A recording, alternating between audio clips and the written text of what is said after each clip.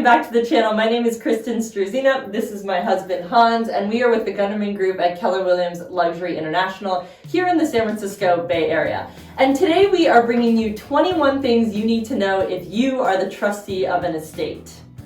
We have been pursuing a professional designation called Real Estate Planner, which is offered through Keller Williams, and it helps us as real estate professionals not only help our clients, but the general public understand this process of transferring and building and protecting generational wealth through real estate.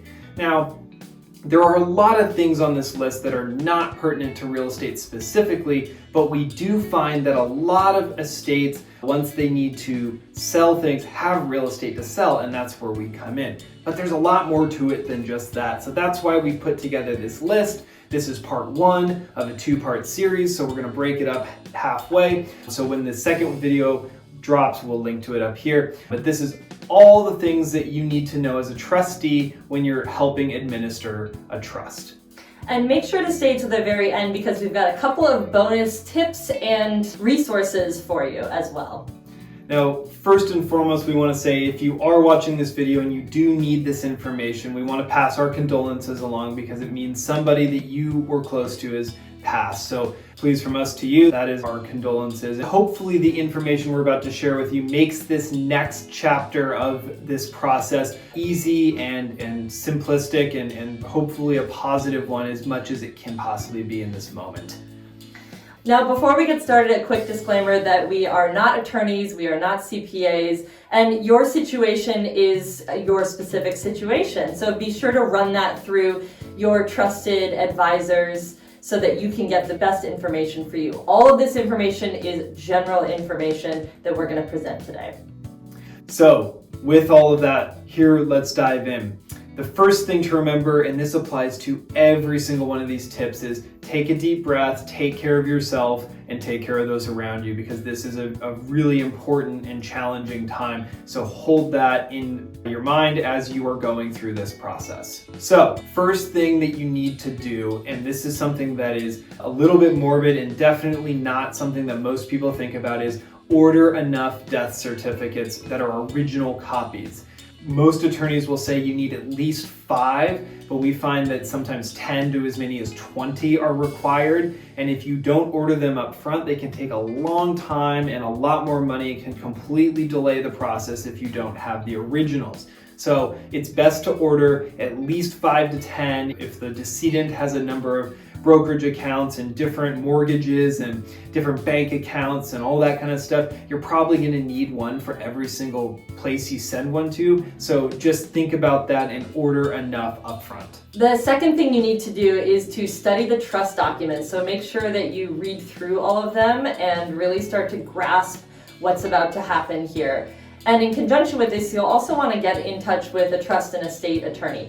Ideally, it will be the person who wrote the trust in the first place, but chances are the trust was written a long time ago, so that person may not be still working and may not be able to advise you. If that's the case, then you'll want to retain a different trust and estate attorney. And in doing so, we recommend looking at online reviews and speaking with people who you trust for their recommendations. If you're here in the San Francisco Bay Area, our network is wide and deep in this area, so do feel free to reach out via our website, which will be linked below, and get in touch, and we'd be happy to put you in touch with a couple of fabulous attorneys here. Yeah, and when you're reading that trust, you need to understand as well all the different timelines and directives and wishes that are associated with it, because sometimes they're speed and time-based, and sometimes they require you to get the most money for all the assets. And so there are different things that come into play there, so make sure you read those. Tip number 3 is you need to make a list and start collecting records of all the banks, the financial institutions, credit unions, mortgages, brokerage accounts, investment properties, any kind of asset where money or something of value is stored. You need to make a list and you need to start collecting those records. And I would definitely recommend you make a centralized list somewhere because it's going to be a lot harder if you don't. Ideally, you are left with a list of those accounts as part of the trust, but not always. Sometimes people forget to include those in what's in the trust, and sometimes things get opened or closed and just don't make their way into those documents. So start collecting those and do your best to pull that together early, because then you're going to have a lot easier time as you move through the administration of this trust. Tip number 4 is that you'll want to collect all the debts related to the decedent. So this might be mortgages or auto loans, student debt, credit card debt, and the like. Similar to making a master account of all of the assets, you'll want to do the same thing on the debt side of the equation. A third thing, which is tip number 5, to add to this master list of both assets and debts or liabilities, is copies of all insurance. So in addition to the debts and the liabilities and the assets, you want to make a list of all the insurance policies that were in place at the time of passing. So we're talking about life insurance, disability insurance, home insurance, Medicare. We're talking about homeowners, renters, automobile insurance, any insurance policy that's in place currently, you need to make a record of, because you're going to have to take some action on those down the road as well. Tip number 6 is to call the Social Security office and make sure that the individual who has passed away is added to their list of individuals who have passed away. This is so that there's no identity fraud on the back end of this. Believe it or not, this kind of thing does happen every now and again, where individuals will try to open bank accounts using a Social Security number of someone who has passed away. So be sure to contact the Social Security office, notify them that this individual has passed away. And while you're doing that, there might be some Social Security benefits associated with the individual, so you'll want to gather that information as well.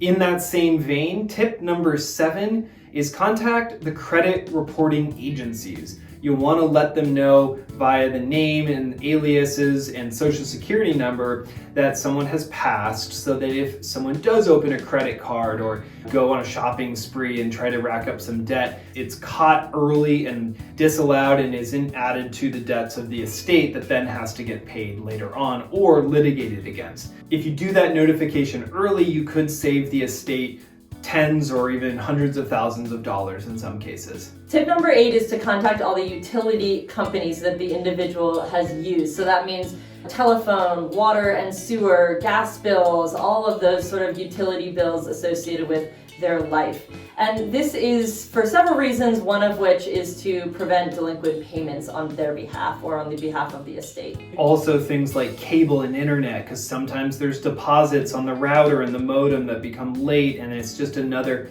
while small, little thing that needs to get dealt with, and another couple $100 that needs to get paid towards the end. So just, if you can do it early, you will save yourself some headache down the road. That leads us to tip number 9, which is contact the post office. Make sure you get all the mail forwarded from the address of the decedent to yourself as the trustee, so you can capture any bills or any credit card statements or anything that should be coming your way and you should know about, hopefully comes to you instead of goes and sits in a pile somewhere at some residence where you have no idea where it is, especially if you live out of state.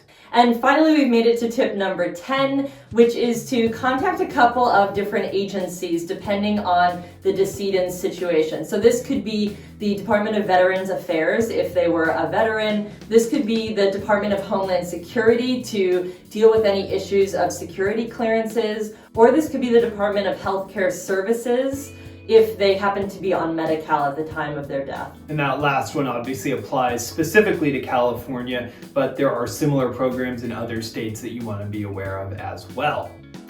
So that rounds us out. That brings us through number 10. We are going to do a part 2 to do the other half of the 21 things you need to know as a trustee. We will link to it right up here. And just know also, we are going to make this list downloadable off of our website, which we'll link to down in the description of the video. So if you want this in one clean, nice PDF so you can use it and put it up and work from it, it's going to be available there for you as well. So the link is down in the description of the video. Thanks for tuning in, and we'll see you on the next one.